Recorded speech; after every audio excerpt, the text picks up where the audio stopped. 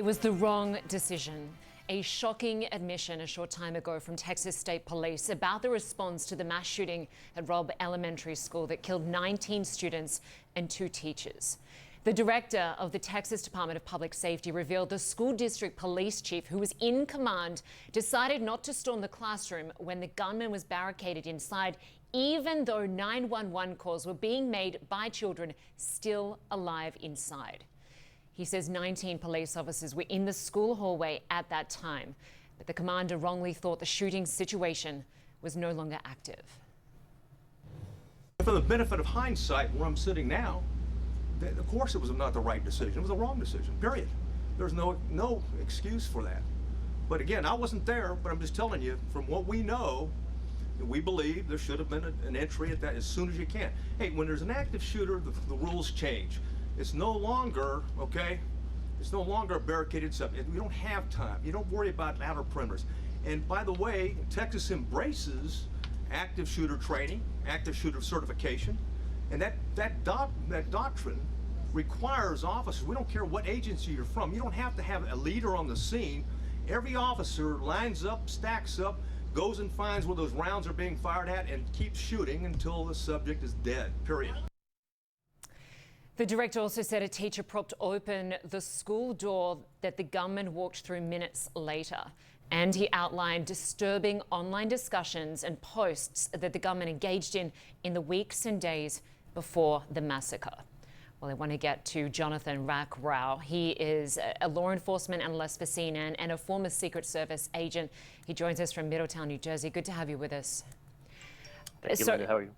I just have to say I was listening to that entire press conference and it was unbelievable, particularly when we heard that there were 19 officers in the school at the time. My colleague Shimon asked the official, were there any efforts made to break into that classroom?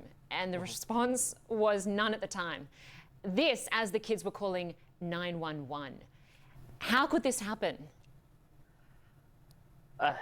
I don't know how it could happen. This actually could turn out to be one of the worst failures, one of the worst police failures in U.S. modern history. I am stunned at the words that I heard during that press conference. And I think that our colleague Shimon Pokupez, while he was pressing law enforcement officials relentlessly through that press conference to get to the truth, to understand what had happened. And when we heard that a law enforcement official say, where I'm standing now, it was not the right decision, it was wrong. I mean, that is brutal. That is going to haunt the parents of these children. It's going to haunt the loved ones of those that had tragically been murdered on this day forever. And again, law enforcement has tactics. They're supposed to understand those tactics. They're supposed to understand how to react to different situations. This was a failure of leadership. It was a complete breakdown of the incident command structure. I mean, this will be looked at from every angle, but every angle is just bad. I mean, there was bad decisions made across the during the entire situation, and I quite frankly, I'm almost at a loss for words at how shocked I am right now after that press conference. I'm in that same situation, and I have to ask you, how many officers does it take to neutralize a shooter in an active shooting situation? There were 19 on the scene. 19 not enough? Listen, oftentimes law enforcement, the way that they train is the first officer on the scene of an active shooter situation makes solo entry or entry with a small team. And their goal, in every other officer that arrives, their #1 mission is to stop that killing that is in progress. And you do whatever it takes to stop that hostile assailant from killing individuals. There's a breach door. There's other ways to figure out how to get that individual, and stop that action from happening. Law enforcement trains on this. This is a basic law enforcement tenet these days.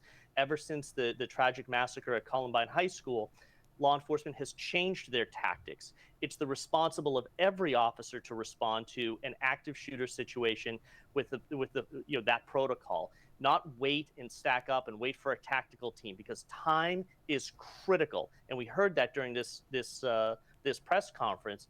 You know, the fact that they took pause, they shrunk back, and they determined that this was a barricaded subject instead of an active shooter situation costs lives at the end of the day.